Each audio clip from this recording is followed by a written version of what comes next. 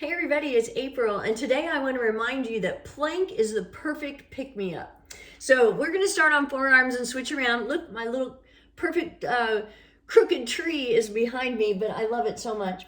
So we're going to start on your forearms. Wrap your hands around your biceps so you know you have the right distance. Bring your forearms back out in front of you. I'm going to take off my watch. Excuse me a second. And then you can interlace fingers if you like. Pull your shoulders down your back. Then lift your upper back, lift your chest, pull in your belly, come up on your toes, shift your weight forward slightly. The timer has begun. And then do all of that again. Press into the floor again, separating your shoulders so you're really broadening your upper back, pulling in your belly, tightening up your glutes, pressing your heels back. So, there's a lot of activity going on when you're planking, but that's because you are working everything. There's a lot in your body going on when you're doing plank correctly. You are working every muscle, your forearms, because you're pressing into the floor. I'm actually working my hands and my fingers by interlacing my fingers, separating my shoulders, so you're strengthening your shoulders, pulling in your belly, tightening up your glutes, so you're working on that nice strong abdominal section and your lower back, and pressing heels back. That's toning your legs. You've got it going on. If you hold this for a minute, which we're almost at a minute, you have got a great thing going on. We're at a minute, so I'm going to switch to my hands. If you switch, make sure you come into a good plank again. Press into the floor, separate your shoulders again, pull in your belly, shifting your weight forward slightly. Again, everything is engaged. So how is plank the perfect pick-me-up? A lot of times during the holidays, people sometimes get a little glum. It can be gray outside. Or maybe, this is a time you are thinking about loved ones who are no longer around for the holidays. But, you can pick yourself up by planking. And really, any kind of good physical activity is a good pick-me-up. The problem is sometimes it's hard, to convince yourself to do it. But it really is the best thing you can do. And it's going to release those endorphins. I talk about this all the time, but because it's true. And when it releases endorphins, that's a good mood booster. We're at 2 minutes, so I'm going to come back to my forearms. That was a little awkward, wasn't it? And I'm going to lift a leg.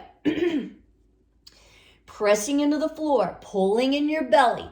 Make sure you have that nice plank. If you lift a leg, make sure you're not opening up your hip too much. So you don't want to do this. You want to just lift it and press into the floor. I know I said just because does make it a little more challenging. But one reason why people like to do it is because it makes the time go faster, 2:30. Because look, I lifted for 30 seconds and then I got to put that leg down and lift the other one for 30 seconds. It's going to seem like nothing, but I'm still very active here, pressing into the floor, pulling in my belly. And once you get to where you can hold your plank and feel confident and you see how much stronger you are, you'll actually look forward to doing it. And that's another part of the pick-me-up, because you're saying, 3 minutes, I'm switching. You can say, it's time for me to do a plank. Maybe you set the alarm on your phone, or, just so you know that it's time for you to plank. You always want to allow enough time. Okay, so you can stack your feet. You can bring your top foot in front of you. Press into the floor. Lift your hips. Reach your upper arm to the sky. That's going to help lift your hips a little bit higher. And that's what really works your obliques, your side body, the side muscles of your abs.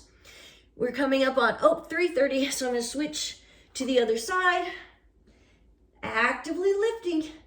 Pressing your bottom hand into the floor. Staying lifted out of your bottom shoulder. Pressing the sole of your bottom foot toward the floor.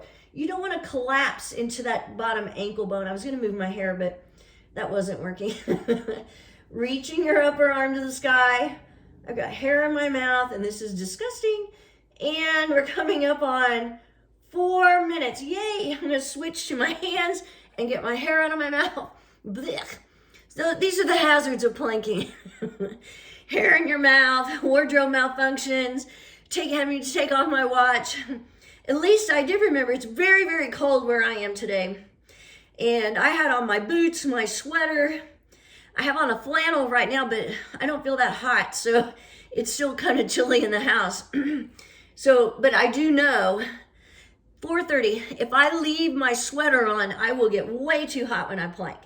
That's the other great thing about planking is, I mean, that's another pick-me-up, is you can know just by getting up and planking that you did something physical, you did something great for your body, for yourself, and that can make you feel better. 10 more seconds.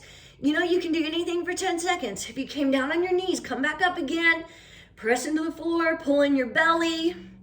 Coming up on 5 minutes, I'm gonna hold a few seconds longer. And keep holding, keep breathing. If you, again, this is your opportunity to give yourself a little pick-me-up. Get up off the couch or pick yourself up off your desk chair if you're at work, and give something good to yourself. Give yourself a pick-me-up with a plank. Have a great day.